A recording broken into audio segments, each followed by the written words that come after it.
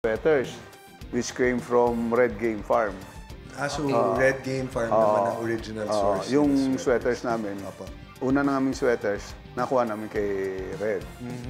That time, kasi si Rafi, my dad and Rafi are close. Classmates sila. Barkada, Okay. From Ateneo. What particular sweater po yun? Yung nakuha nyo kay Red Game Farm? 5K. The old, yung old 5K. Hanggang ngayon, yun yung 5, yung ano ko eh, yung base, line ko. base sweater. Hanggang ngayon, yun ang mga sweaters ko, 5K.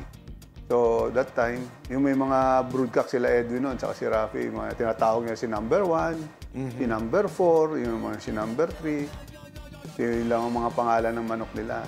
Which is talagang iba yung sweaters noon sa ngayon. What would you say is the difference yung mga dating lines nyo compared to the modern lines now, sir? Kasi yung sweaters ngayon, ibang-iba eh. Sobrang ganda na.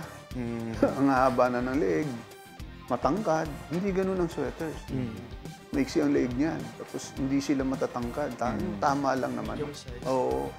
Pero iba mamalo. Talagang... Sa tingin ko noon, hindi mo sila pwedeng patagalin sa bitaw eh. Magkakasakitan. Magkakasakitan talaga. Power. Multiple. Oo, power. Tsaka tumatama. Halos lahat nandun na yung traces. Oo, talagang kita mo talaga pag dumaan ng ganon, pag dumaan sa isang manok, gusot yung balahibo nung... Oo.